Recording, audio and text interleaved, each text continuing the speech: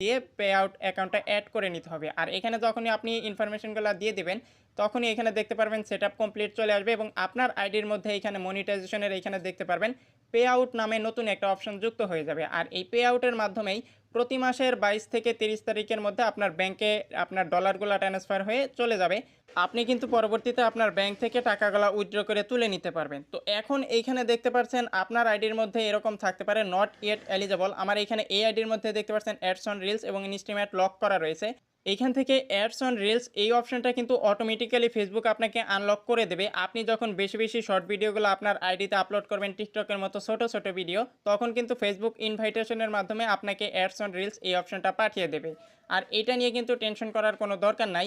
আর আপনি যদি in stream add মানে বড় ভিডিওতে ডলার ইনকাম করতে চান, সেই ক্ষেত্রে আপনার আইডিতে 5000 ফলোয়ার এবং 60,000 মিনিট ওয়াচ টাইম কমপ্লিট করতে হবে। তাহলেই দেখতে পারবেন এই অপশনটা আনলক হয়ে এখানে সেট আপ অপশনটা চলে আসবে।